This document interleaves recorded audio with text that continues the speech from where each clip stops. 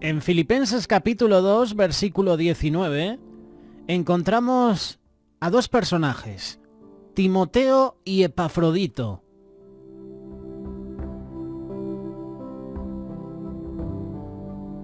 ¿Quién fue Epafrodito? Seguramente conocemos más a Timoteo por sus cartas, porque se le menciona más en el Nuevo Testamento, porque era un fiel colaborador de Pablo. Se le menciona mucho y se le conoce más. Pero ¿quién era este Epafrodito? Epafrodito es alguien que destaca no por ser apóstol, tal como Pablo, que cursó cielo, mar y tierra para propagar el Evangelio, o que sea reconocido como Timoteo, que fue el sucesor de Pablo en la labor del pastoreado y la plantación de iglesias. Epafrodito es el héroe del pueblo. Tanto así que al momento de presentar ejemplos de cómo se ve una vida que se interesa por los demás en Filipenses 2, vidas ejemplares delante de los ojos de Dios y delante de los hombres, se mencionan a Jesús, se menciona a Pablo, se menciona a Timoteo, pero también a Epafrodito. El nombre Epafrodito era común en aquella época. Su nombre parece ser que provenía de una diosa griega, Afrodita, Venus para los romanos, la diosa del amor. Su nombre quiere decir ameno, amable o amoroso. Su nombre parece indicar que procedía de una familia griega, por lo menos de influencia griega. Siendo nombre común en el norte de Grecia, puede ser que sus padres, siendo griegos, le hubiesen dado dicho nombre pensando, deseando que Epafrodito se hubiese dedicado al servicio del templo de Afrodita. Si separas las palabras en el griego, epe quiere decir para, más Afrodito, Afrodita, para la diosa Afrodita. La historia de Epafrodito en la iglesia comienza en el segundo viaje misionero de Pablo, cuando Timoteo, Silas y él llegaron a Filipos, donde plantaron la primera iglesia local de la ciudad. La referencia está en Hechos capítulo 16, versículos del 1 al 30. Aunque no pasaron mucho tiempo en la ciudad, puesto que fueron encarcelados al ser acusados engañosamente, es la misma prisión donde ocurrió el terremoto y el carcelero y su familia se convirtieron, un grupo de personas creyeron en Jesús como Señor y Salvador, entre ellos Lidia y su familia, y seguramente Epafrodito también. Según la tradición, después de que Pablo y su equipo de ministerio salieran de Filipos, Epafrodito rápidamente se convirtió en un líder de la iglesia en Filipos, la iglesia ortodoxa que señala como el primer pastor de la iglesia. Cabe mencionar que Epafrodito no es el mismo que Epafras, otro nombre que aparece en el Nuevo Testamento. Recordar que Epafras era miembro de la iglesia en Colosa. Epafrodito entra en escena en el libro de Filipenses, capítulo 2, versículos del 25 al 30. También encontramos más de Epafrodito en el capítulo 4 de Filipenses, versículo 18.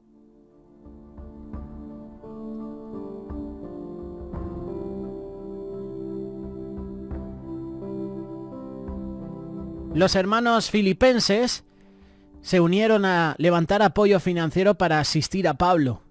El regalo se lo entregaron a Epafrodito para que él hiciera el viaje. 1228 kilómetros entre Filipos y Roma. En Filipenses capítulo 2, verso 27, Pablo escribe: pues en verdad estuvo, hablando de Epafrodito, enfermo a punto de morir.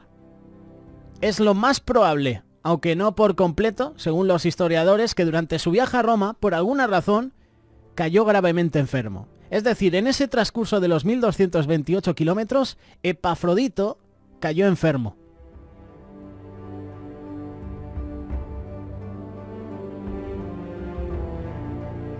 Filipenses 2.25 menciona el carácter de Epafrodito.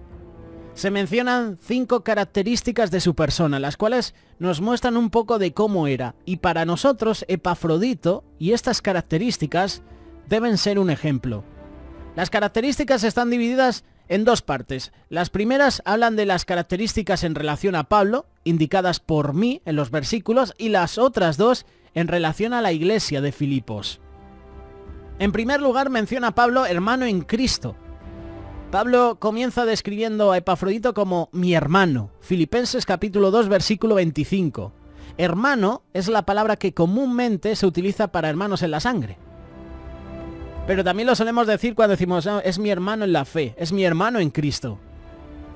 En este caso, Pablo honra a Epafrodito al llamarle hermano. Esto es que ambos tienen el mismo Padre, el mismo Dios. Ambos son hermanos en la fe. Pablo está queriendo decir más que simplemente somos hermanos en Cristo. Lo cual es verdad. Cuando en la iglesia nos decimos hermanos, lo debemos hacer para recordarnos que somos hermanos en Cristo. Pero también debe ser un recordatorio que somos hermanos, que debemos tener un mismo sentir y una misma pasión por un mismo objetivo. ¿Cuál debe ser ese objetivo? Según Filipenses capítulo 2, versículo 2, la palabra sentir en el original contiene la palabra mente.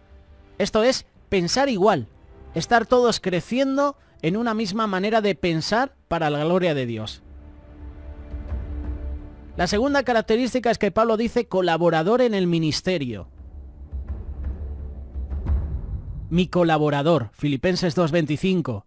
Colaborador es la palabra co-trabajador, alguien que se dedica a lo mismo, ambos trabajando hombro con hombro.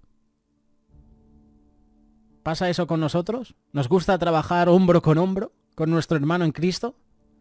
Pablo utiliza este término en el Nuevo Testamento para referirse a aquellas personas que trabajaban con él en la proclamación del Evangelio. La utiliza para referirse a aquellos que sirven en la iglesia en general, no simplemente a aquellos que están en la nómina. Qué bueno es trabajar con alguien que le gusta tu mismo trabajo, ¿verdad?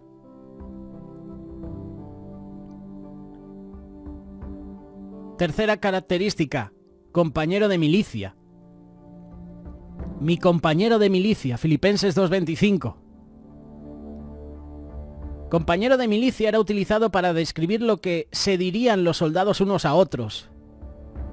Históricamente, esta frase se utilizaría para dar honor a alguien al investir en él o en ella el título de compañero de milicia. Un compañero de milicia es alguien en el que tienes completa confianza, alguien en el que puedes depender con tu propia vida. Recordamos el escritor griego, el Polieno, dedicó su vida a escribir acerca de estrategias militares de los griegos, de los romanos. Narró una ocasión cuando un emperador utilizó estas palabras para honrar a un soldado raso y en cierta manera hacerle del mismo valor. No había rangos. Él y Pablo habían hecho batalla, no solo en la labor de la iglesia al resolver conflictos internos en la iglesia o defender el evangelio en medio de tanta oposición de afuera, sino que también batallaban espiritualmente juntos. Y yo me imagino una relación en donde los dos oraban el uno por el otro y hacían batalla espiritual juntos. ¿Oramos por los demás nosotros? ¿Nos preocupamos por las necesidades de los demás? ¿O miramos por nuestro propio trasero? Para decirlo de alguna manera más suave. Pablo sabe que puede depender de Epafrodito con su propia vida. Y qué bueno que nosotros podamos tener personas en las cuales poder apoyarnos. Sé que voy a hacer esto y esta persona me va a cubrir. Sé que puedo contar contigo porque eres fiel. Es más, Pablo no ve a Epafrodito como inferior a él o como un rival. Parece que hoy en día en las iglesias hay rivalidades. ¿Quién es mejor? ¿Quién predica mejor? ¿Quién canta mejor? ¿Quién hace esto mejor? No. Pablo lo ve como ojos de hermano. Un camarada, como dicen en el ejército, en la labor del evangelio. Un compañero de milicia. Pablo no se ve como superior, pero sabe que juntos laboran para el mismo Señor. Otra característica, era un mensajero y era un servidor de la iglesia.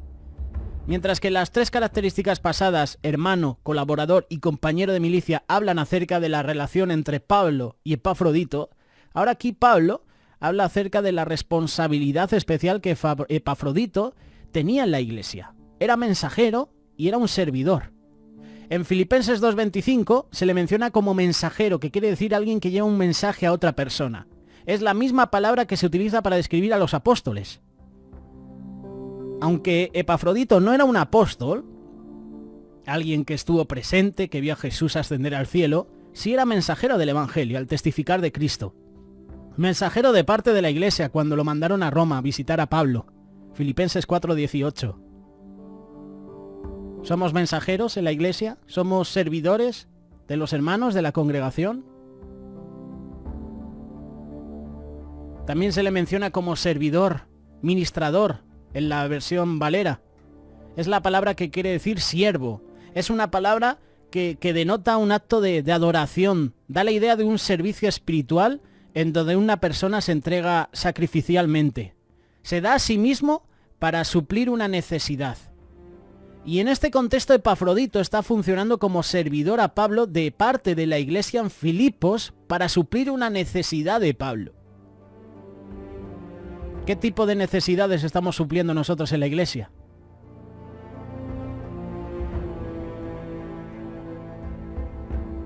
Mensajero y servidor de la iglesia. Vivió para Cristo también. La razón por la que Epafrodito es un hombre digno de imitar es porque su corona estaba puesta en el cielo. El autor y consumidor de nuestra fe. No tenía poderes sobrenaturales, sino un deseo de ver a Dios glorificado en la proclamación del Evangelio. Vivió para Cristo. Cuando Pablo escribe a punto de morir, Filipenses 2:24, literalmente quiere decir a la puerta de la muerte. Él no buscó su comodidad, sino que lo dio todo con tal de que el Evangelio continuándose, extendiéndose por todo el mundo. Tenía el mismo sentir que Pablo en ver su vida. Servicio total. Arriesgando su vida para completar lo que faltaba en vuestro servicio hacia mí. Y la palabra arriesgando quiere decir exponiendo su propia vida, no la de los demás, la suya propia. Lo que indica que requirió voluntad, esfuerzo. Él mismo se puso al borde de la muerte. Vivió para Cristo, vivió para los demás. La razón por la que Pablo envía de regreso a Epafrodito es porque él añoraba ver a los miembros de la iglesia de nuevo. Él añoraba verles, lo que significa tener gran deseo por algo. Demuestra un profundo deseo de afecto. Este es el tipo de personas que debemos imitar, que debemos tener en alta estima. Personas que esperan una corona en el cielo, no en la tierra, y específicamente no en las comodidades de esta vida, sino en el servicio a los demás. Epafrodito es un ejemplo para nosotros. Epafrodito era un hombre digno de seguir, un hermano, un colaborador, un compañero de milicia, un mensajero, un servidor. Hemos visto sus características, conocemos un poquito más de él, pero ¿qué podemos aplicar a nuestra vida? Todo lo mencionado: ser hermano, ser colaborador, ser compañero de milicia, ser un mensajero, ser un servidor. Eso es lo que hay que imitar.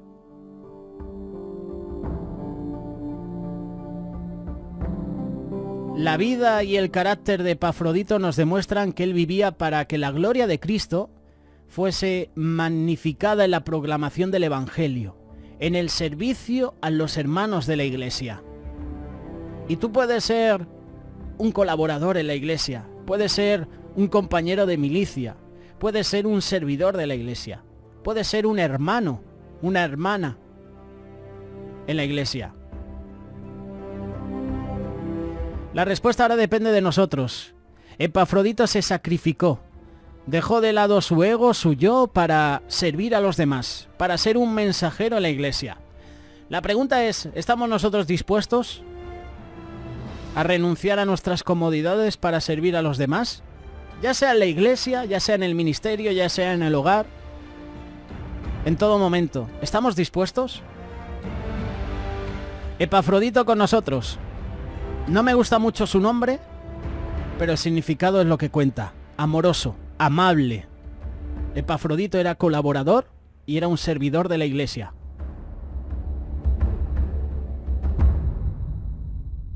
Radio Solidaria, una radio comprometida.